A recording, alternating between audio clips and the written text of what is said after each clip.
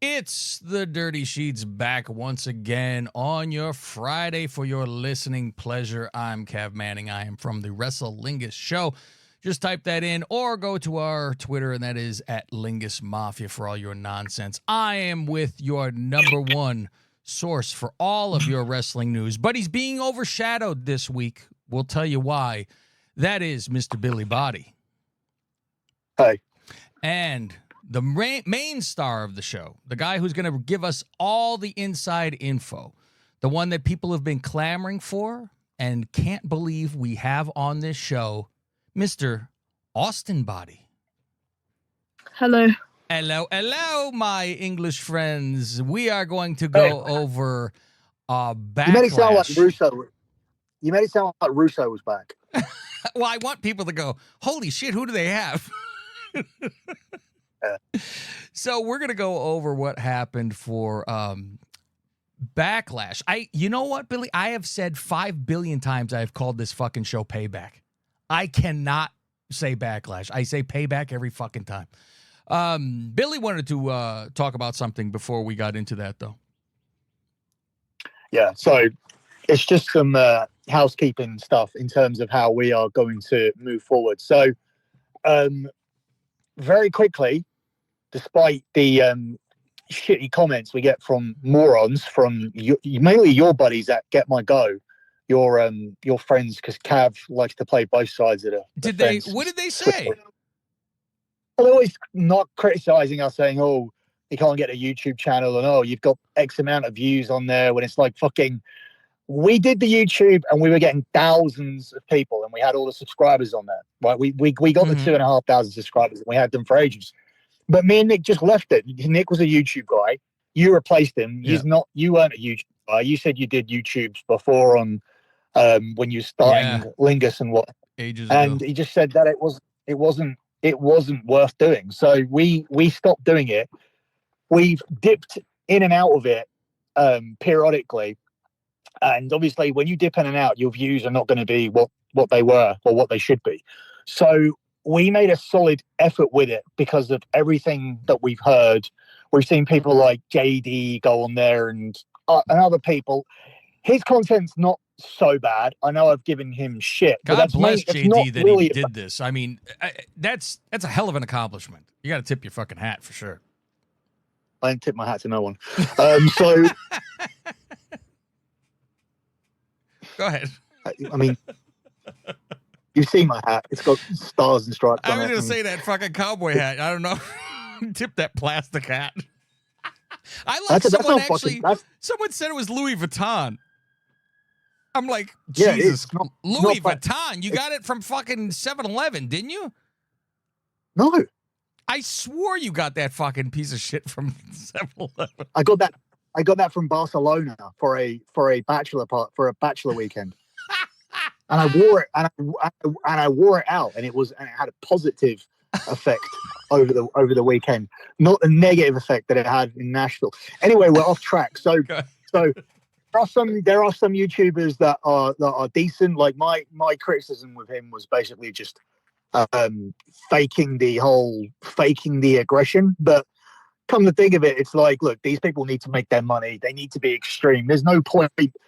As someone who auditioned out of character to be on a reality TV show in order to beat the field, I know what that means. In order to, I've sort of become more understanding of it, and was probably being not necessarily a hater, but just not really understanding why you would give yourself a stroke over wrestling, which is what he was doing. But I now understand that whether it is or isn't genuine, it makes no fucking difference, because it leads to clicks, and clicks lead to pound coins. So that's ultimately where we're going to head with this, because there are some, along with him, there are some very, very, very bad content creators doing wrestling, especially some of the girls. They're fucking awful.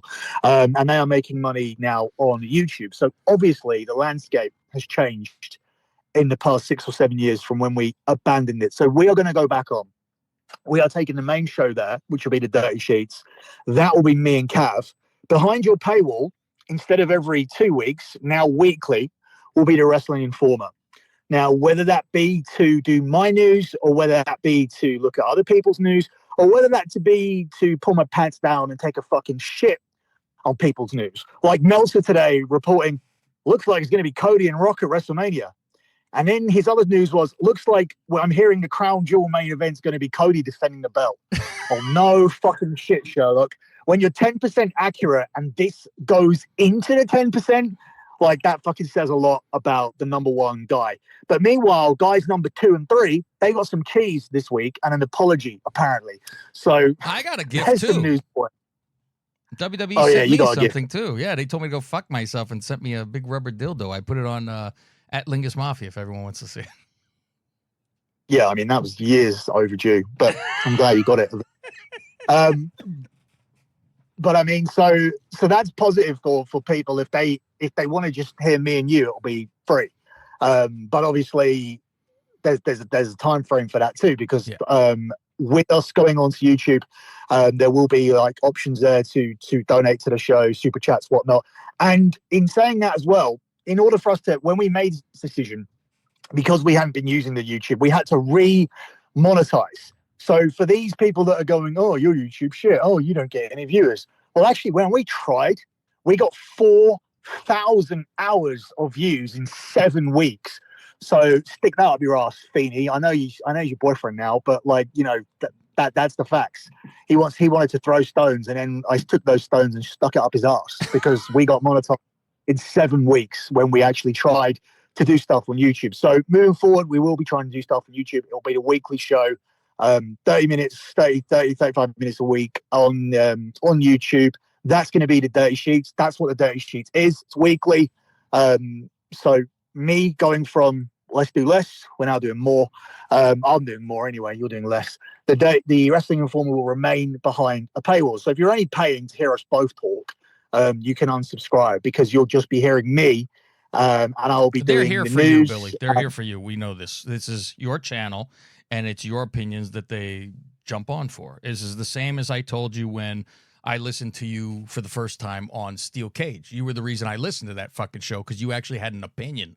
Imagine that. And not a fucking milquetoast cookie cutter fucking show that we see from these people like Salcido, who I can't imagine somebody watches someone watching something. That's what they are doing. They're watching someone watching something and having them go, ooh, wow, I can't imagine someone does that. You know what? My God. There's something for everyone, I guess, because, you know, listen, that's why you have a choice not to watch or to watch. I'm shocked anybody does. If you do, God fucking bless you. And obviously, if they listen to that, they're not listening to us because they're not into anything else. I would have more respect for her if she actually thought in her mind, and if this was a reality, that there was a fetish there where people were just there to look at underage looking girls and they just had their dicks out and they were going, oh yeah, go and laugh again for me, baby. Oh yeah, giggle again, giggle one more time. And I'd be like, oh, I get it. They're like, they're into giggle porn and they're sitting there with their dicks out, and it doesn't matter what she's saying. Well, here's the thing. I'm guaranteeing you, because she's trying to get a job, obviously, with WWE. And so you cannot be controversial even a little bit, which is funny. Only Pat McAfee seems to be able to, because he doesn't care because it's not his primary job. If they let him go, it wouldn't fucking matter. Give me JD on one of them panels instead.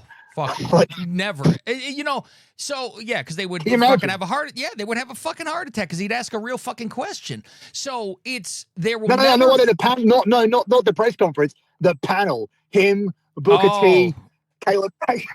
You know what? Yeah, where that fucking goof, where that Sam Roberts is. Fuck him, like, and get him on instead. That I'd be up for that. Hey, so when Denise does a show, you know there will never be anything criticizing or saying this is a horrible storyline. You will never hear that, even as easy as it is to go, this is a terrible storyline, I don't know what they're thinking. That won't be said. I would be shocked if that was even said, because you don't want to. She's going to be worried that they're going to say, you've criticized us, I'm not hiring you, which is the stupidest thing in the world, because if somebody's that upset by just saying something that small, like, oh, I can't have an opinion, then I don't want to work there. You couldn't. But yeah, that's why you'll never see her do that, because she's trying to get a job and she's going to be one of these, interview people that they fucking have. But Gonna be. I mean, when you compare the way that she looks to some of the people that they have, it's a little. I have no. I mean, maybe I can understand if it's in her head, but realistically, I don't see her getting there. Maybe with AEW, because Tony's more in line with hiring everybody. I mean, fuck it. True. Take Sap, and then they're on AEW, and then we don't have to ever fucking hear from them again. Just like they took what's his face's cousin, and Will. then Swerve got the Yeah. the that's. I mean, we saw there's some new interviewing chick on AEW, and she says the same question. So, are you ready for your match with so-and-so at the pay-per-view? She said it to Willow, and she said it to Sasha. The same exact thing. She had nothing. It's like you could have had a statue with the fucking Raw GM on the computer asking a question. There's nothing there, and it's like, fuck. I mean, it's, hey, look, there's a good-looking girl with a microphone is what they want to fucking have. So, God bless them. So. Don't even get me started on Sasha's interview. I'm going to actually begin this week. So alongside me and Cav doing the dirty sheets, I will be putting up some shorts on there as well. So whenever I have an opinion that I need to get out quickly, and hopefully Cav throughout his week can actually watch some of these videos so we can refer back. Yeah, so the short, like 10, 15 minute bits if something pops into my head, and this week there's quite a few things I want to talk about. I want to talk about that thing with Sasha. I want to do a separate one about a comment that Chael Sonnen made. I sent you the video where Sonnen said specifically about people don't care about the match part, which is coming from a very casual observer, but also somebody who's always watched wrestling his whole life as he's nits. And the other one I wanted to touch on was the condition that Sheamus is getting himself into very quickly.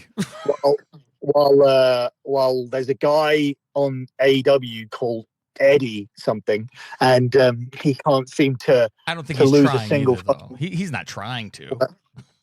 And that is the show. Like with exactly the last sentence that you just made. I mean, you've delivered the conclusion, but that's kind of where I'm trying to build up to, and when I do the show. So yeah, these are shorts. Opinion pieces I have planned. I was tempted to go back to writing, but then I decided that I hate writing, so I'm gonna, and I don't mind speaking. So yeah, we'll get back to that. But let's circle towards Backlash. So let's go through Backlash. We're gonna get Austin's opinion on a couple of these matches, and then go from there. I think he should give his first, and then we could elaborate on anything else. Randy Orton, Kevin Owens. We're going to use the star system here because. It's an opportunity to give crowds a 10 for nearly every single match. Yeah, I but don't it's know actually which one you're not giving a 10 to on that. No, but let's run. There is one. But let's run through. There is one match there. Orton and Owens versus the Bloodlines, Solo Sikoa and motherfucking Tonga. What do you think, Austin? What did you think of this match? Did you care? Did you see the new guy showing up, which used to be Camacho, which I will still continue to call him Camacho, and that he botches his first ever spot that he had to do? I think this match was very good, and I like the way Bloodline's getting built up to have like maybe a civil war or something like that happen. And the match was very good. It was a street fight. I really liked the whole match, and the Nick Aldis coming out and the way it ended, and like the stunts that happened, like Tama Tonga going through the chair.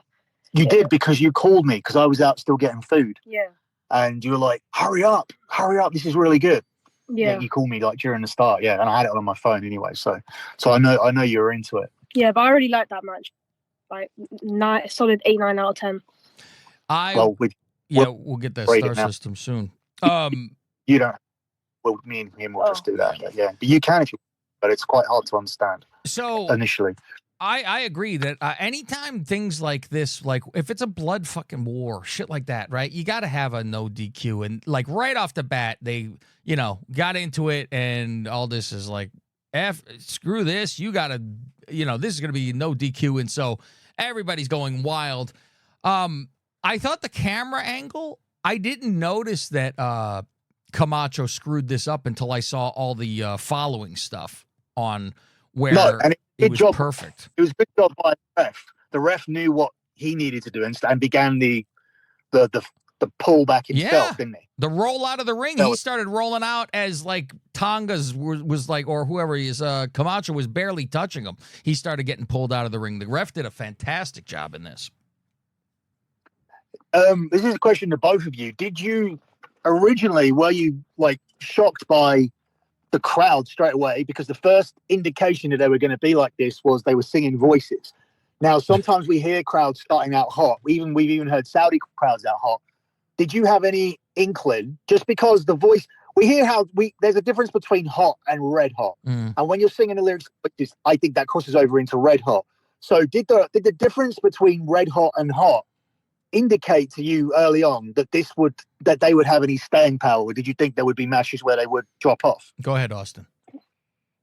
No, I didn't think they were going to drop off at all. Because yesterday in SmackDown, the whole way through, even the worst matches, they were shouting, they were chanting all the entrance You mean music. the SmackDown the day before? Yeah. Oh, okay. They were chanting all the entrance music. The start of the match, they were singing along to Randy Orton's thing. Okay. They had AJ Styles' phenomenal song. The crowd was just amazing. So from SmackDown, you knew that the pay-per-view would be like it would get the response it did. Yeah. What about you? I figure, here's the thing, being in America, like we're spoiled kind of with it, and it seems to be like it's another show.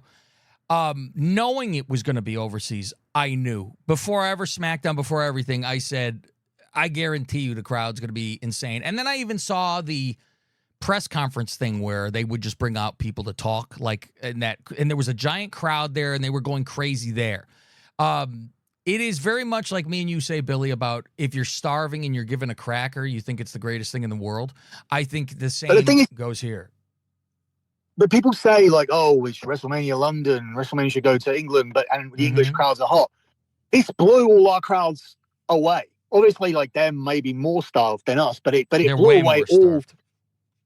This blew away all English crowds. And do you think it's just simply down to that starvation element? Because I don't think you understand soccer and soccer crowds and soccer towns, which is what Leon are. That's true. And these were soccer, and these were soccer men that I believe came out, and I think it's second nature to them to participate like this, whether it be WWE, and dare I say it, if they plonked AEW in there, I think it would do. It would probably have done all right too, and it almost makes me feel that AEW in the US is failing so badly that why don't you go permanently to the star markets? Like, you know, if Ospreay's your main star and he's flying out from over here to get there, why don't you turn around and say, do you know what, we're going to streamline down this roster. Yeah. We are going to be a European company. Well, essentially, we are going to tape fuck Rampage. We're going to go over. Yeah. We're going to tape two Dynamites back to back in Europe every 2 weeks. We're going to go over there and we are going to do house shows on Thursday, Friday, and Saturday afterwards. So we're going to work for 3 days. We're going to can 2 weeks of television whilst we do it. And that's how we're going to run our company. We're going to have sold out buildings. We're going to have hot crowds. And we're going to build an interest back up in this by taking the product to Europe or Australia or wherever for the next 6 months. That's a solution for them. But I mean, I genuinely feel that AEW would do a lot better in this country because of that. Because my understanding is that when they went to Italy, they had similar crowd responses throughout all the house shows. So when they went to Bologna, Italy, they were exactly the same as Leon for a house show, which means that as a result, Milan is the front runner now for the next European pay-per-view. Mm-hmm. But I just don't think it'll be just one. I think it's criminal if you don't go back to this city next year.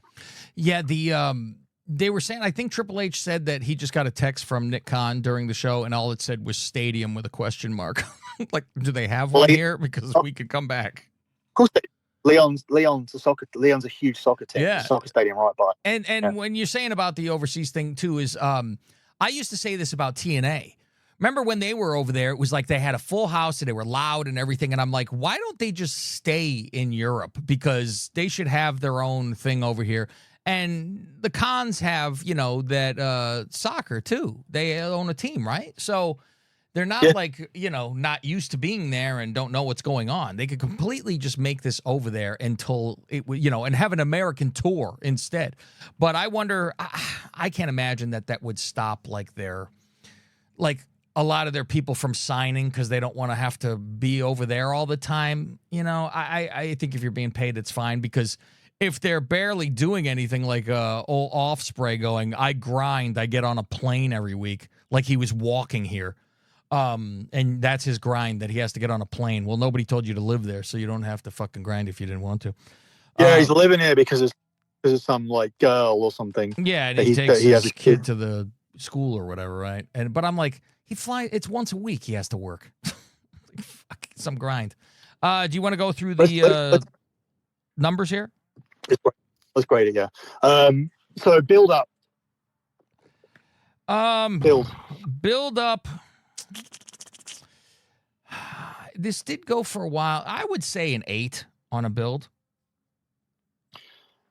Yeah, I got 9 just because I think that you really had your work cut out for you. What a brilliant job Paul Heyman did, and Solo and everybody to reinvigorate the bloodline and to make a reason to get Kevin Owens involved and to get Randy involved and to set this up with such short space of time. That there's a massive interest in the bloodline on SmackDown, and they're building Solo towards being a viable contender for Cody, despite the fact that he hadn't won a singles match on TV since he beat John Cena, and they have erased that for me. So I think that's a 9. There's a bell to bell. I mean, there's match, the match itself. I would say the match itself, I'd go with 9 for that, because it's just hard for me to give 10s to things really that aren't like mind-blowingly. Of course, it's a 10, like the crowd. I did like the that it was no holds barred type of thing, and putting them through a stack of chairs from the fucking top rope, and you got to be precise with that shit. So I'm going a 9. Yeah. Yeah, and I did go 10 just because I'm going to downgrade it later, but not for what we got before the finish. And then I also went 10 with the crowd too, because they're red hot here at the start. So is crowd next in this then? Yeah. Yeah, we're both saying 10. You're gonna have to convince me when the crowd was not a 10. Maybe I'm missing something. Yeah, both 10s on this. Now, what's next on this? Okay, so Occasion is next. Okay. And I went 8. An opening match at Backlash should be looking at 7 6s if it's got a bad build, but it was elevated. It was elevated to the point where it could have got 7. But I believe that because of the crowd, the historical memory of the event has been elevated throughout. So every 7 is an 8. Every 8 is a 9 because of what this crowd made it. So, yeah, I ended up on 8. I'm going the same with you. This is always usually the pay-per-view you don't really give a shit about. Because it's, the one afterwards, you're not expecting anything really from this fucking shit. But the crowd does elevate the occasion of it. It makes it feel, they made it feel way more important than it would have anywhere else, I believe. So I'll go with an 8 there too. And the last one is the finish. I'll let you go first. The finish, I mean, we kind of knew it was coming. And, if it wasn't for the ref helping this, it would have been even... I would go with a 7. I've gone for a 7 as well. I mean, it was a new guy coming in. It wasn't even a guy that we expected, so that was good. But it was still almost a botch. I shouldn't play too much into the. This has got a 7 and not an 8 because of the social media who gave me the angle. Without the angle, this probably would have scored higher. So you've ended up on 42. Yep. I have ended up on 44, which means that you grade this as a 4-star match, and I have this as a 4.5-star match. Yeah. Would you agree with that? Yeah, I think we're right on it on that. And Austin said 9 out of 10 altogether when he did his. So that's kind of Austin has the option to come in and with the system. We'll allow. We'll do Austin. We'll have Austin on for the AJ Cody match. Okay. Sorry, I'm just getting. I'm getting missed. Sorry. Yeah. Okay. So let's go on. Let's go on to the next one then. We will have the Bukkake Warriors versus Jade and Bianca for the women's tag titles. That was the next, was it? Well, it's just in order of me going on. I'm online going through what matches are what. That's all. So, okay. This, you had texted me during this, like I had left, and during this match is when I left the house to go do some stuff. And I was going to come back, and you were like, Jade's having a hard time. So when I came back to watch it, I was like, yeah, there was a couple issues in this match. I wasn't jumping up and down. And it's funny because the crowd did like pop big time for certain spots that she did. And there were certain things that were like, Jesus Christ. And so this is one of those teams, they really need to, if they're going to lose this belt, it better be at worst the Rumble, which makes them have a match at Mania.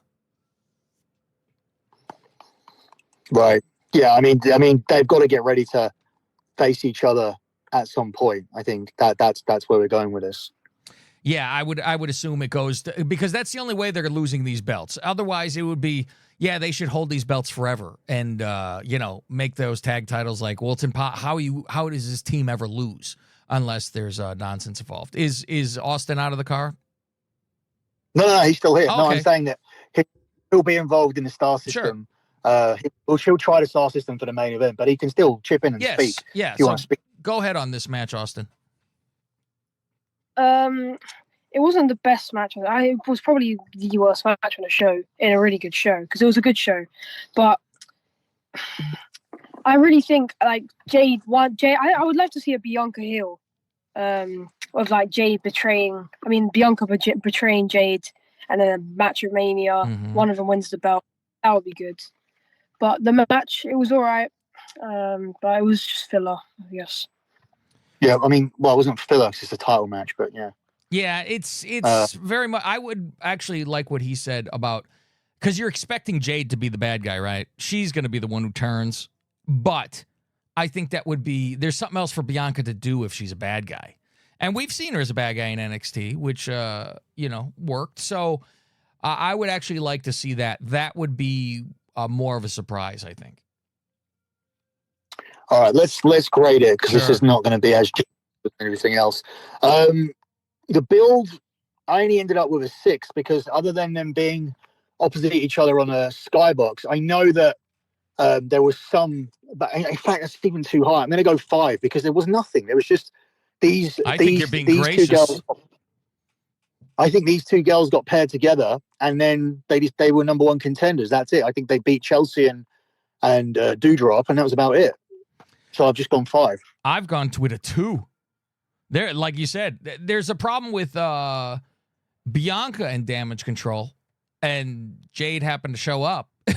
There's nothing. They barely confronted each other. So I'm trying to even find something. I go, well, at least they confronted each other. So there's the 2. But yeah, I got only a 2 for that. What about match? Maybe I was super generous. Yeah, I've gone down to a 5. I've gone down to a 5 here.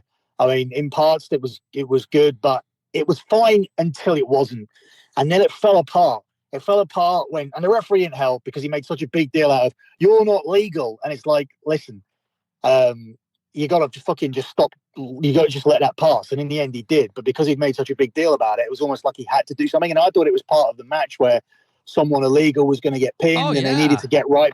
But it was nothing. It was just like he kind of threw them off, and then they started messing up their spots. And this is on WWE as well, which is one thing I want to say, because if you're going to put her out there and she's a little bit green and you want to protect her, you protected her this whole time. She's in a tag team, which is protection enough anyway. Why are you putting in there with two people where there's a language barrier? Like, that doesn't protect you at all. That negates the fact you're in there with a tag team. Second of all, who's to blame for this? Because we can turn around and go, oh, she's green. I think it's Kyrie. Okay, you can say that too, right? That's another point that you could make. But my point is, the referee didn't help, the language barrier didn't help, and also this whole thing about, oh, she needs to be protected, she's green. That's fine when you come in and say, oh yeah, she just got to the WWE. But let's not forget, she did work in another place. Yeah. And she was there for what, 2-3 years, right? So what the fuck was going on over there? They didn't teach her at all. We can criticize them. Well, we can criticize them all we want, and we do, right? And they don't have any kind of developmental system. They obviously don't have a training system. You see people getting injured left and right, botches, etc. But independently, Jade should have learned more. Jade should have gone to a Jericho or a Kenny Omega or somebody to sort her wrestling out. So she can't be pointing the finger and saying, oh, they didn't teach me, they didn't help me. It's like, it's up to you. If you really want to succeed in this, it's up to you to go up to certain people and sort your own shit out. So you can't come here this green and get the pass that everybody else gets, because by contrast, Tiffany Stratton should be green, and she's a much, much better worker than you. And she's got less experience. So I don't give Jade the complete pass on this, but they didn't help her with the language barrier, and I don't think Kyrie is as good as people think either. So, all right. So, what do you give them, Bill? I gave a 6. For a lot of those same reasons. Now, I think Kyrie's to blame because when I was watching it, she puts on that armbar thing and the ref says, hey, you're not legal. You're not legal. Later on in the match, we get a double armbar. So I'm thinking she thinks this is when that is, but the other people aren't even in the ring. So she completely got wrong when this was supposed to happen, because it does happen later. And it made no sense when they said, you're not legal. And it's almost like she didn't understand the English at all, because she continued in the match where they kept saying, you're not legal, and then ended up tagging out. Well, if you're not legal, it would have been get out of the fucking ring. The other one's supposed to be here. That was a big fucking issue. And I was like, man. And so when you also talk about Jade not knowing what to do and all that kind of stuff in the world of wrestling, remember the story that Punk taught her how to do a chair shot because no one ever taught her how to swing a chair? He's like, no one taught you how to swing a chair, and they're telling you to do this out there? And this was in AEW. And it was like, oh, my God. They're just like, yeah, go ahead. Like, it's a backyard fucking, well, you've seen it on TV. Go ahead. It's fucking insane to me. So I'm very surprised. Like, when it's like, well, it's on her. Well, I think it's a lot of it is on the company, which, look at WWE. They weren't like, they said, you know what? We signed her. Let's get her nice and ready. There is no rush. We don't need to shove her out there and just say, look who we have. And they put her in training and stuff. And I guarantee this is a real organization. They're in there, and she's not working the once a week. She's back in the training rooms other than that, to continue polishing this. Because if she gets good, they see superstar written all over her. She's a monster. She could be an absolute star. So she's bigger than Bianca. And if she learned how to wrestle like Bianca, it's out of the stratosphere for being a superstar. But 17 minutes and in a communication where you're hearing, you'll go back, you'll hit me, I hit you. Look, that's not good. That's not going to help her. It's got to be real rough to do. Yeah. Let's go on to crowd. I put down the crowd for this only to I put it down to a 9 because they were still exploding during certain spots. They weren't, they were doing chants during this, but I think a lot of it had to do with soccer, and they just wanted to yell and scream. But it's really hard to take him down to anything other than a fucking 9 this whole entire show. I did take him down to an 8 because the chants were not related to the match. What about the where are we at? Occasion. The occasion. Yeah, so that's just a flat 8 for me. Yeah, still, it's still an 8 for me too. Just because I think everything. I think the occasion's going to be an 8 across the boards because it's going to be the same every time. It's the occasion. So yeah, 8 for me. And the finish I thought was okay. Like they execute where Jade would pull her down, and then Bianca gets the pin. So yeah, I gave that a solid 8 too. Yeah, so. the catch off the top rope, flipping her around, and then putting her in the storm, whatever the hell they call it, and then Bianca doing the KOD on top of her too. So it was like landing and their own opponents on each other. So I gave that an 8 for the finish because that's where everybody popped, and it was like, all right, here we go. So I'm at a 33. Oh, you added your own up? Yeah, I'll add my own. Yeah, and so that lands you on 3.5, and it lands me on 3. This is one of the rare times where I think the system should have led me more towards a 3, but it didn't. So I'll take the 3.5, and I've got more than you. I've got 34 points. I've got 3.4, 34. So yeah, I don't think this is a 3.5. I think it could have lost marks somewhere, but I couldn't find them. So next we'll do Bailey, Tiffany, and Naomi. We'll race through one because we want to get to Cody and AJ, and Austin wants to be involved in the grading of that one. So Austin's first here. Let's go with the Bailey, Tiffany, Naomi match. Austin, what did you think of it? It was pretty good. I like If you say just pretty good as your first sentence again, I'm not going for food after this. You can just eat at home. It was a pretty good match. There was a guy who used to follow us. It was a pretty good match. It's like this guy that reviews the food where he got. Yes. Have you seen the one? Goofy T. Oh, let's go over to you guys. I think that's the guy. He does like snacks or something with his kids, right? Oh, not with his kids. Oh. I don't think anybody this guy, but yeah. That's he's like, 7 out of 10. 7 out of 10. Oh, I know. Yeah. Or 7 out of 10. Everything's 7 out of 10. All right, go on. So, I mean, as you're saying that, my first mark for this is 7 out of 10. But what would you think of the match? It was good. Oh God! But there was some good stuff. The back flip from Stratton. The ending was a bit average. Yeah, it was just pretty. They didn't even end it with a finisher.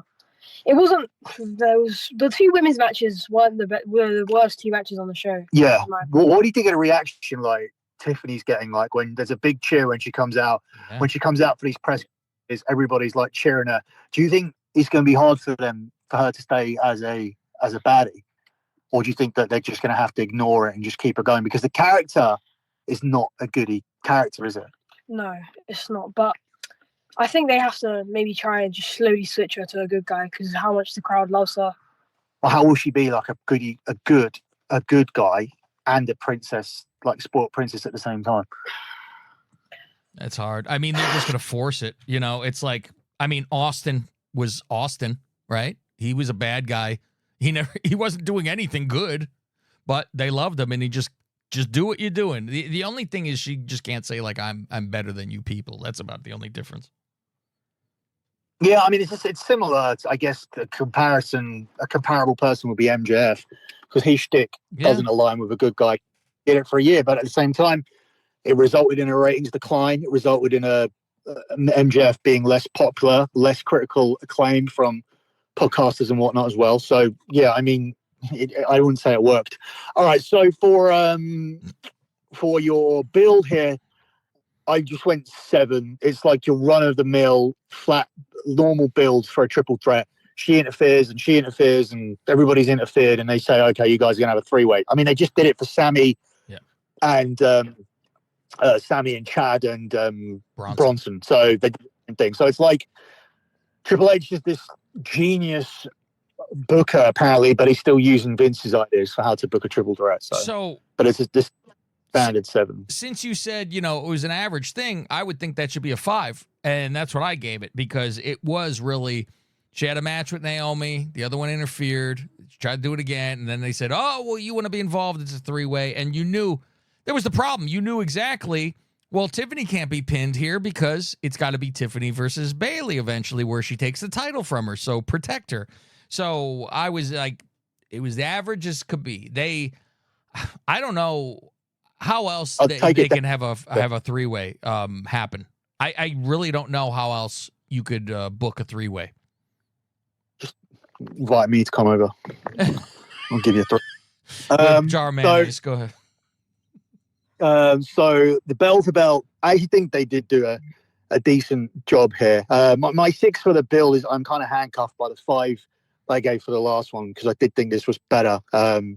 So that's why I was kind of handcuffed. The last match should have been lower, and this one should have is a 6. But the bell to bell I think was a solid 8. Yeah, I can't really say anything that went wrong here. This didn't really disappoint until the finish, I don't think. It's funny that you say that. I had it at a 6, and I gave them more benefit of the doubt to push it to a 7. Probably because you knew how this was going to end, and you kind of like go whatever. So yeah, it was fine. It wasn't like a botch fest or anything like that. It was just there. It was just there. So a 7 for me. Okay. 7. All right. So the crowd, I went 9. Obviously, they slightly dipped from the opener, and also from what they were seeing. Obviously, we got the Bailey song that was from UK, and then we had a different chant here, a song after the 2 counts. So you still had stuff coming here, but it was almost like the crowd were more pacing themselves for the moments, like where certain thing happened. 2 what counts. Did they say after the 2 count? Do you know? Just a song. I don't know what it was. Huh. Not everything explained. Obviously, the AJ thing was explained, but that wasn't. So I went 9. So you went 9 too, yeah? I went 9 too. They're way into the singing and the Bailey thing. I thought that thing started in NXT, not in the UK. I thought it was like in one of the takeovers. Right. Yeah, so crowd 9. The crowd was still into it, and they loved Tiffany, so they were very loud for her. And hell, they were fucking. I go, Naomi doesn't want to leave overseas. They were fucking chanting on her fucking music when she came out. This is the most over she's ever been. So they were way into everybody here. So yeah, they got a 9 for that. All right. So the crowd, obviously, the occasion. Are we sticking with our 8s? I think I'm sticking with 8 for the entire thing for occasions. Always, yeah. Okay. And then for the finish, I thought this was quite underwhelming. And then I only gave it a 5. Obviously, it protects people because it's a finish out of nowhere. But for me watching it, I didn't think it was, I think just as we're investing into the match, and then suddenly like that finish comes out, I didn't think it was particularly great. So yeah, I only gave it a 5. I gave it a 6. Same exact thing. You knew how it was going to go. It's always there's someone gets thrown out of the ring, and the other guy gets someone else gets rolled up. I was really baffled by the afterwards that Naomi was like, "Oh, I love you," and gave her a kiss and a hug, and "Oh, you're great," and you just fucking got pinned. You shouldn't be too terribly happy. I mean, it is your friend, but that was a problem for me. But she was like, "Oh, thank you," and all with a smile. "Oh, you're the best." So yeah, for me, it'd be 3.5 because it's 335 that I got. So what was your last score? 35. Oh, it was a 6. Oh, okay. I haven't bothered adding it up, but if you say 35, I'll trust you. I got 36 then as well. So I'm this 3.5 star. Again, I agree with that. I think going in, I would have taken 3.5 star. I just think I could have taken more off the last match. I think the build would have been one where I reduced it. But still, I mean, if I take marks off the bill, I still probably ain't getting to 3. So we're going to do Jay and Priest, something we could probably race through. Austin thinks he's sitting here telling me he's ready to join in with a rank system. Okay. So he'll do a rankings on this one. What do you think of this match? Was it a pretty good match? I think it was the second on the best on the show. I liked the Judgment Day interfering, and then the Damian Priest looked like he was getting more mad at the Judgment Day around the ring. The ending was good, where he got the foot on the rope, and then he chokeslammed him. That was good. At the end, when they were beating him down, and then Damian Priest stopped him, the finish was used. It was a really good match, in my opinion. Did you? Go ahead. Did you feel that the bloodline were going to get involved? Do you feel that they paced out whatever's going with the bloodline? They paced it out because they felt like Jay was solid enough just to be able to lose from just Judgment Day. Like it didn't need 6 guys to beat him. Or 5. Well, maths here. Dominic's injured, isn't he? So 5. It didn't take 5 guys to beat him. So it wasn't the bloodline as well. It was just the 2. But Jay's pot over enough to survive that. Yeah. All right. I was asking Paul. Oh, I thought you were asking him. I said, okay.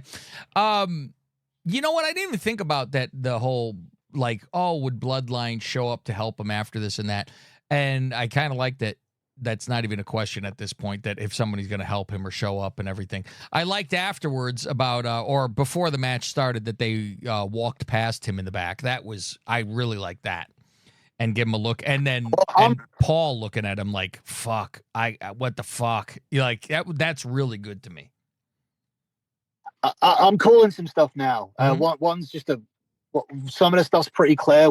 Some things just something that they can do. So one thing they can do is Paul could be selling that he's so afraid of these and he's held against his will. And once Roman comes to save him, and the Usos and Roman are the good guys, you could actually give these guys a win where Paul actually decides he's going to be with them. Like where Paul turns on Roman and those guys and says, actually, these guys are the future. These guys are the dominant force. I'm staying with them. And all along he gets turned by how strong and dominant they are. And because obviously Paul always wants the money. That's one thing you could do. Another thing you could do here, that's more far out what I just said there with let's put Heyman with them as the matter. Let's have Heyman turn on Roman, even though Roman came back to save him because of his facial expressions and whatnot. I mean, they could even lose a match and they could be like the trial of Paul Heyman, and that's where they're going to kill him and Roman comes to save him, but he's set up. Or they could do a lot. But that's all like, out there stuff they can do. What I'm 100% certain of is Solo is not the tribal chief. The tribal chief is The Rock. Mm-hmm. And when these guys when Roman's obviously going to be kept busy with this because Cody and Rock are going to have the Mania match. But after Roman wins the Bloodline Rules match or whatever he does against Solo at WrestleMania, and seems like that's done and dusted, then these guys will, at the end of WrestleMania, reveal The Rock is their tribal chief when Cody loses 4-on-1. Cody will be like, oh, kick out. Oh, there's another Samoan. And it'll be like, what's going on here? It'll be like, oh yeah, The Rock's the tribal chief. That they've chosen The Rock, and The Rock was paying them, and they were working for him the entire time. And you won't get the reveal until they help him win the title. So you think Rock's going to win the title at Mania? I think Rock's going to win the title, and I think these guys are working for him. I think when he keeps cutting Heyman off on the phone, and they keep asking, is Solo the tribal chief? And he's not said he is. That's because he isn't. Because the tribal chief is The Rock. I agree with that part. I don't think they let Rock beat Cody. I think they have Cody beat Rock. And I found it interesting that they said, like, Paul's like, I haven't talked to him since Mania. I'm like, you wouldn't have called him after this? All this was going down and there wouldn't have been a conversation like, what the fuck is going on? And none of that? That's a little far-fetched for me. So with this match, let's go through the build. Let's race through because this is really bad prep for 30-minute shows, by the way. There we go. So build up. So we're at the these review ones take longer, but the build for this I get slightly higher in the other match because they knew where they were going from the night after WrestleMania. Jay wins the match, pins Drew in that 4-way, and they started to build towards it. But I've only got it 7 because I think Priest is cold as. In fact, even though it was set up before, I think Priest is so cold as champion. I'm going to give it a 6. Austin, you want to do this one too? Yeah. All right, what do you got? Build up. I will give it a 7. Okay. I think I like the part where they're arguing back and forth and they're like being rude to each other in that part and a promo.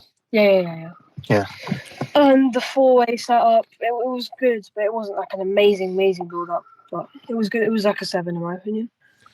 All right, I'm going with a 6 for the build-up because I think the only thing that was a build-up is when they were in the ring talking to each other about, at the bar, how they used to talk and say we were next and I'm the only one who's next. I don't even count the 4-way really as a build-up to this. I get it more as a confrontation between the two guys that are going to have the match. And that seemed to be the only thing that was the build-up, is those two having that talking to each other, which was good, but it was a one-shot and nothing else was going on with them. So it's a 6 for me. What do you say with the match, Billy? This is going to be a controversial take because this actually comes in lower than the women. And the unanimous consensus is that this is the 3 men's matches were the best. And I do think they were, but I think this one for me is a definite third. I don't like Jey Uso's bell to bell. And if I'm going to slag off the Bucks, which I do, and I'm going to slag off the Ospreay match for Daniel Bryan, you could put Jey in there with Ospreay and Bryan, and he's doing the same style.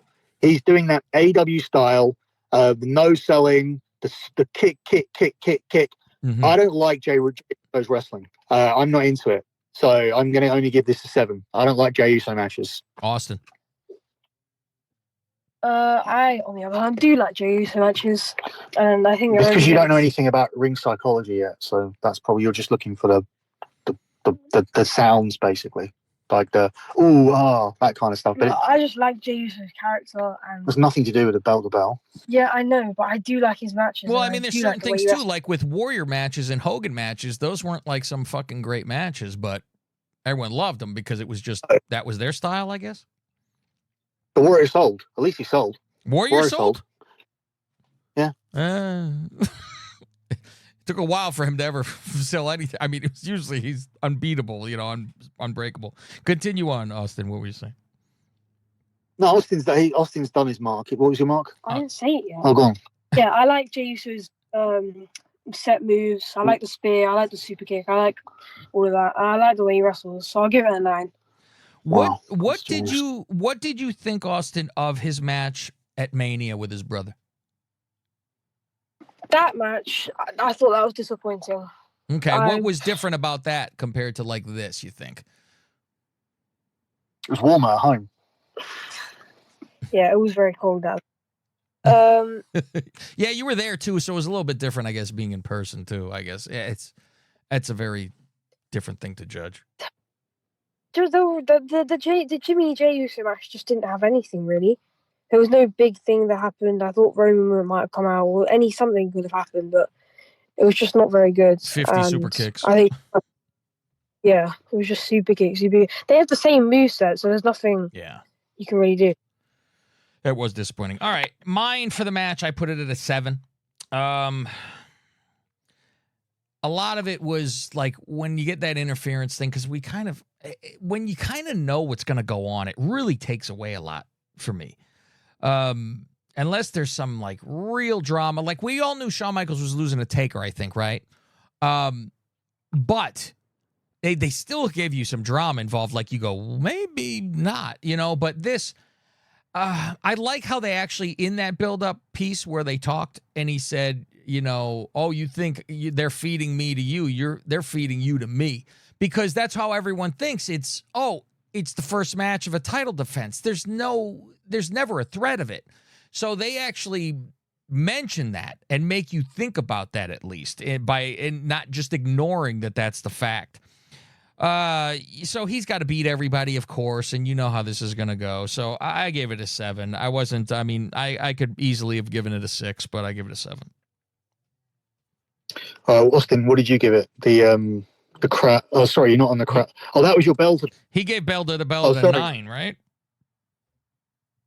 Yeah, I did. Yeah, my crowd is a 10 for this. I think it's self-explanatory with the yeet stuff, and like it's the best we've seen with the crowd, and place is shaking and all that shit. Billy. Yeah, I went 9.5. I think this show's spoilers like bookended by 10s, but I think there's just this is just slightly the main. Austin. No, I agree with Cav. All the yeet and Jey Uso, I give it a 10 as well. Occasions all 8s, as we always do, right? Yeah. All right. And the finish for this, I'm annoyed by the interference all the time, but the South of Heaven from the top rope is pretty good. If you're going to have somebody lose, it did make him look strong because it was like, here's my move, and it's a super move off the top. It's not just regular. So after having to go through everybody else interfering, this and that, I did like what Austin said about it was some real good drama at the end with the grabbing Finn by the face and saying, I said get off. Like, it looked like they were going to bust, and they're like, what the hell? And I really liked the follow-up on Raw, where it played it like it was real life. Like, I should apologize. I got a little out of hand. You know, I was adrenaline rushed, and I shouldn't have put my hands on your face, but we're all friends. So it's not the, oh, look, they're going to break up. Look at them look at each other. You know, so they make you kind of forget about it until they do end up breaking up, which Priest will be a good guy eventually here. And him and Rhea will be the two good guys that leave this whole group. But, yeah, I will go with a 7 on the finish. Billy Body. Yeah, I've actually gone higher than you and just gave it a 7.5 because I do think the finish was done well with what it took to beat him. I mean, prior to that, there was a lot of sabotaging your finishers with Jay Splash and the spear and Priest not getting it done, which is, you know, a new champion should be stronger. But then, you know, it builds. The finish has to go higher. If you downgraded the bell to bell, you got to upgrade the finish. So yeah, 7.5. I've got. Austin, finish. I've got an 8. Okay. I like the way they're going to this, maybe like SummerSlam match, Balor Priest, like a demon. He can come out as a demon. I like the chokeslam off the top rope. Yeah, so I give it an 8. Okay. Okay. I got a 38, so I'm around a 4 star. I have a 38 as well. I believe. Just add this back up again. So we're both at about a 4 star here for them. Yeah, I got 4 star. I haven't added up Austin's yet. He's got 8, 8, 9, 7. So that's 4 8. That's 32. Austin's got 42 here. So he's at a 4 star too. He's not even at a 4.5. Oh, so he's at a 4 star. Yeah, it's just weird how that works out. Yeah, because it sounded like he was way higher, right? Yeah, because we're 4 marks away. Yeah. I mean, if he gave it half a star somewhere, he gets to 4.5, which I think is where he wanted to be in his head. All right, we're going to AJ, the main event time. Here we go. Okay. So, Austin, what'd you think of the match as a whole? It was easily the best match on the show. I thought AJ was going to break his neck 10 times. The moves they were ridiculous, but the ending was good. The moves were good. They worked really well together. What did you say about? So you said something this week about the chant. You think they should try and translate it for T-shirts and stuff. They should try and get something out of it. Didn't you? Yeah. They should carry it on to America of a T-shirt that goes phenomenal. Yeah, I would actually, honestly, I would print the T-shirt in the French because I know it's. Yeah. He is really phenomenal. But I would keep it French. I think that would sell better. But I mean, you should certainly try and make some money out of this. It's the hottest chant anyone's had. So, you know, on television ever. It's interesting hearing Austin's thoughts about it because seeing it through a different person's eyes, a kid's eyes usually, because I was pretty bored by the match. And I think it's because, like we say, you know, there's no chance in hell that this match is going to do anything. So you're kind of just watching something that's there. And you're like, well, all right, well, how is the finish? Is somebody going to show up? Is something going to happen to make something interesting? Or are we just watching AEW have a good match? And the crowd get distracting after a while. Like, I get it, and it's fun for me, and I'd rather have it than not. But eventually you're like, Jesus Christ, it's the same thing over and over, and it's distracting. What do you think, Bill? Yeah, I watched carefully because we're in this period now where it's like, oh, was Osprey and Brian is far better than Roman and Cody, and I was like, yeah, what in what planet? So now we have Cody coming back to a normal match without that build, which heightens his match, which means he doesn't get the on our grading system, at least, he doesn't get the automatic tens and the tens for the build, which brings his score up. So he doesn't have that. So now he's in that real match of, can you wrestle? Can you get people interested in this? Now, obviously, the crowd helped a lot. So I was watching this match more carefully than I would watch wrestling matches. And I do 100% agree. We're overexposed to too many matches, too many dives, too many like suplexes onto the aprons, too many people going off the top rope, too many near falls, too many kickouts out of finishes. I mean, the King of the Ring qualifiers, it was all good, but it's almost weird. We're in a period where we're criticizing things for being good, because it's like, okay, too much good is bad. Too much good is oversaturation. A good match just becomes the norm. And if good matches become the norm, then don't have any pay-per-views. But this is a fucking pay-per-view, and this is where you're supposed to do it. I can't knock something for being done in the right place. And this is the main event of Backlash, which Cody's first title defense. So I went. So I'm going to give my marks, and I'm probably just going to run through them so that people can use my markers and then talk about their own. So I've gone 7 for the build. I think they did really well once we knew AJ was the number 1 contender. I think you have to factor in the tournament into it. And again, that was more like, good match. Sure. But once they got talking, it wasn't like, I'm a bad guy and you're a good guy. Yeah. It was like, I thought AJ was turning good actually for a minute. Yeah, he was good, and it was that, and then it was like, it goes back to the mentions of your dad, which is, at some point, the Dusty drops are going to dry up, and Cody's going to have to be his own man, which was always the problem with this title reign. So I went 7 for the build, I went 9 for the bell because like Austin, I felt AJ was going to hurt, or Cody was going to hurt himself a number of times. Cody took a really stupid bump out on the apron at one point, but like I said, you go in there with AJ Styles, if you watch matches carefully, you'll see how fucking good he is, with his timing and everything. There was a spot in there which involved I said to Austin during it, I bet that's all AJ, right? AJ has to catch him and spin off that. It was the when Cody does his RKO. What's it called? Off the springboard thing? Cody yeah. The Cody cutter. The Cody cutter, the way that AJ does all the work for that, puts himself into position, holds on to Cody's body. Yeah. So I thought that in-ring was really good. I gave it a 9. I think the crowd were back up to their peak here, and I gave it a 10. Occasions 9 because it's the main event on this pay-per-view that was getting 8s across the board. And the finish, I couldn't tell you how it finished. I assume it was the Crossroads, and was it multiple times or once? Yeah, no, I think it was just once. Was it? Yeah, it was just once. It was just once. Okay. Yeah, so that comes down again for that just brings down to 6 because that's not a strong finish. That's just a simple finish. Okay, what do you say? And you've already got the high mark. You already have the high mark for the bell spell, so you can't get it for the finish too. What do you say, Austin? What was the first one? Build up. Build. I like the builds. I think it was a 7. I like the slap in the face, the dad mention, the contract. So you like the dad mention? We're sick of it, so it's different. It depends where you're. It will eventually get done out, but they can use it. It's only been 3 years, but I mean,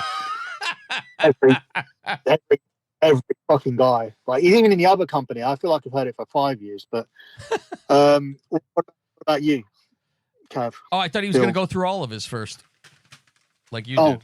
No. I just wanted to get me out of the way to set to sort of give to have stuff you could like branch off. My build is a 7. They had at least a couple confrontations. And like I said, I thought I was making my notes when I was doing my show on Wrestlingus. I was like, is AJ back to being a good guy? Because he kind of said something about the LA Knight match. Like, he had to do this or that, but he needs to be where he is. And I'm like, is he a good guy again? What the fuck? And so then it was they did the little Bullet Club bullshit, but then he slapped him. I was a little bothered by, like you said, the Dusty thing, because I'm like, as soon as he said it, I was like, still? I'm like, again with the Dusty? Holy God. So that was a 7 for me. Go ahead, Austin, with the match. I think it's a 10. Okay. It was really, really good. The way they were pulling stunts to Cody Carter, everything that was mentioned. You know, if you give out 10s, that means this is the best match that you've seen until it ended. Like in between, like it can't get any better than this. Oh. Well, I mean, if he thinks it's a great match, and it's then I guess it ranks right up there. Does it rank with your other favorite of all time matches, or is this less than your favorite of all time matches? Like, what is your favorite of all time? It was the one at WrestleMania 40 or Shawn Michaels Taker I liked. Okay, so is this the same as Shawn Michaels Taker, you think? No. Can I put it to a 9, please? Okay. And you know what? It probably has to do with because of the build and stuff like that, I would think, and the occasion of it and everything like that. That made that Michaels Taker bigger. Because 10s need to have real risky kickouts. 10s in 10s where you're on the edge of your seat. Yeah, they need to have kickouts where you think he's going to win. There's nobody thought AJ was going to win with any of it, and you've written all of my windows, and that's not going to come off. Yeah. It does, but it stays there when it dries. Why did you do that? For fuck's sake. All right, so match I have at 8. It was fine. It's fine. It didn't blow me away. It's what I pretty much expected by two very good wrestlers, but I'm not sitting there going, "Oh my God, this is." It couldn't compare to Will Ospreay and Bryan, could it? Which I was bored out of my mind watching that fucking match. So yeah. Yeah. So Austin watched that this week. What'd you think, Austin? It was pretty average. I don't know why it's even near the greatest match of all time because it didn't even get in my top 50. People say, they go, this is the best match of the year and we're only in March or whatever. They're like, it'll be the match of the year. And I'm like, I really feel unless there is a storyline behind something, it cannot be that great of a fucking match. If you have two shadows wrestling and you don't know who either one of them are, you just see them having a fine match, you go, sure, it's a fine match. It's a good match. I'm not invested in it. I'm not into it when there is a blood feud. Like I say, Billy, what's my favorite match? Yeah, we say this all the time. I know it, and that's why I'm like, the match was nothing. The aftermath and the blood feud going into it, Macho Man versus Jake on this Tuesday in Texas, is the greatest thing ever. That's why. Have you watched that, Austin? I'm sure you have. I don't think I have. Oh. What? I don't know if you've watched the match. I think you've watched he saw the Cobra. Yeah. Yeah, watched that one. Yeah. But that wasn't that. That's not that, though. That's well before this. That's before this match happens. Yeah, the snake bites before. The snake bites leads to the build-up. A 10 for a build-up. A 12 for a build-up. Yeah, maybe you watch that tonight. Watch that match because there's a lot of stuff after the match that's fantastic. Jake and Macho, Tuesday in Texas. Let's do your crowds. Austin's going to give it a 10. So yeah, I'm giving it a 10 too. You can't not. Even though it was distracting, that was the only little issue where you go, I mean, it's like too much, but it's a 10 for sure. Occasion is going to be an 8 for me because it's just that it's Backlash, and it doesn't matter to me if it's main event or not. What do you think, Austin?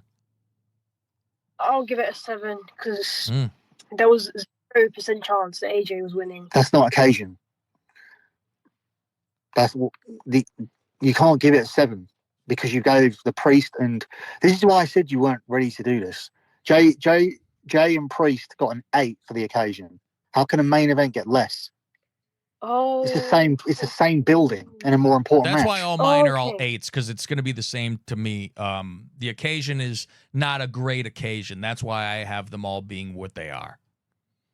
And I upgraded mine because it's the main event, and it was Cody's first main event. So okay, I'll put it to an 8 then. And what do you think? What do you think the finish is? I was expecting Uncle Howdy to come with all the teasers and stuff. I did too. I expected after the show. I was waiting for Michael Cole to say goodbye and then have some shit go on. Yeah, But you kind of like hope he to, doesn't go but- right into a Cody match, though. You don't need that, because he's not going to win. yeah. But So, what do you think? I think I would only put it as about a 7. And that's what I have, because That it's was- average, right? It's just he does his move, and okay, yeah, we knew he was going to win, so there wasn't a big deal to it, right? Yeah, and it's not like it was 3 crossroads or anything special. It was just quick ending. So yeah, 7 for me. I guess they save those kind of things for more of a. See, that's why the occasion's probably only an 8.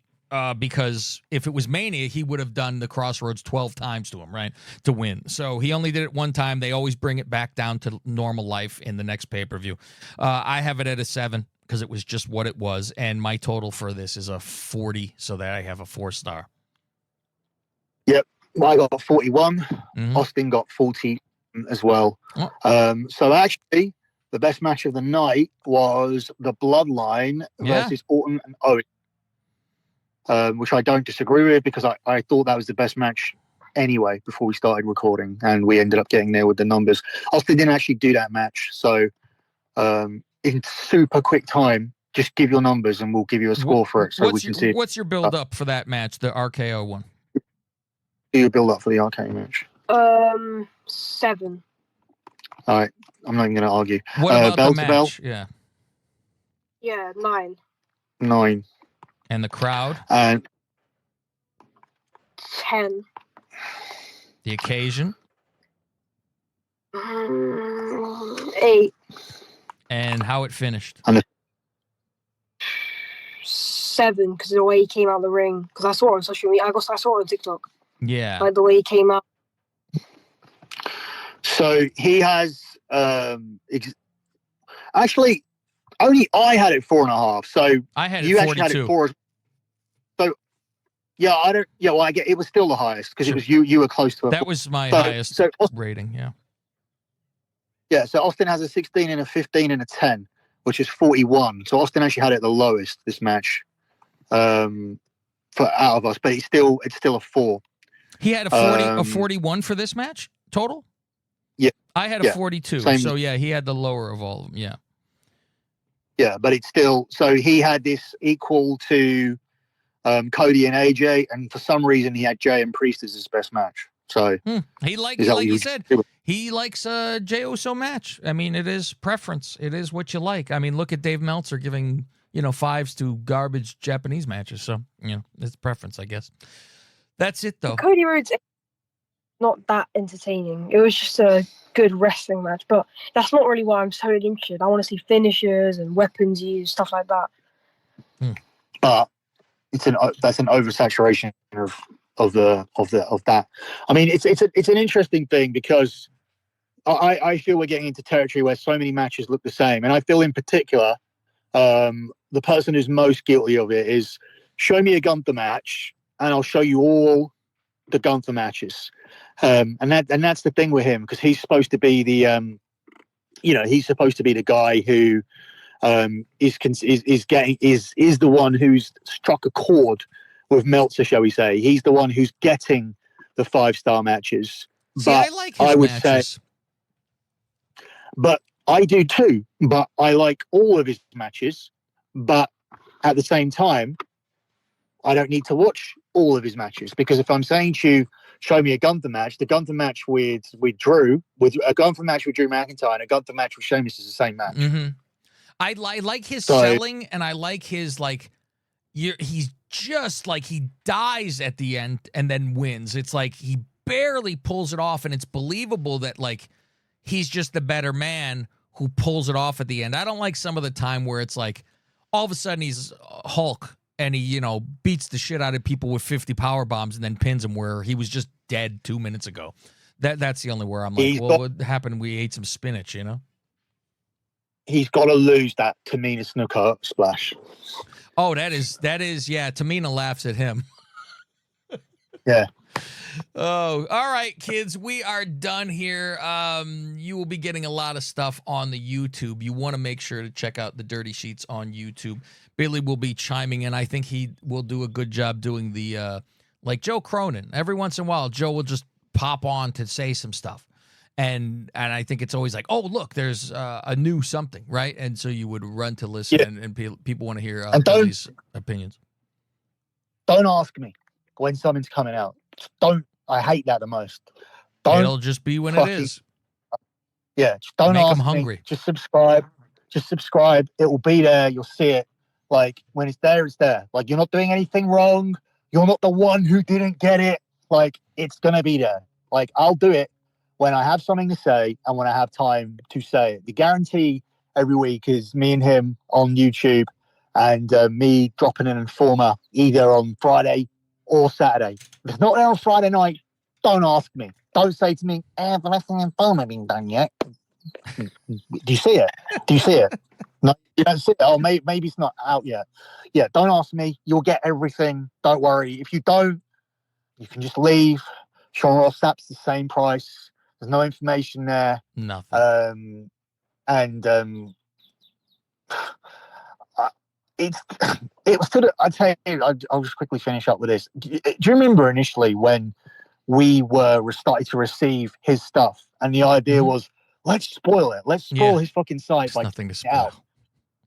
Not even fucking. You can't even. It's so bad that you can't even post shit out. It's stuff like, it's not that dissimilar to what Dave does, where he turns around and says, "Oh, this is happening because the only thing I can compare it to is me running a news site and reporting every single day, the sun will rise tomorrow, the sun will rise tomorrow, the sun will rise tomorrow." That's it. I can't even. You should put that on every article. Just end it with that every time. That'd be funny as hell.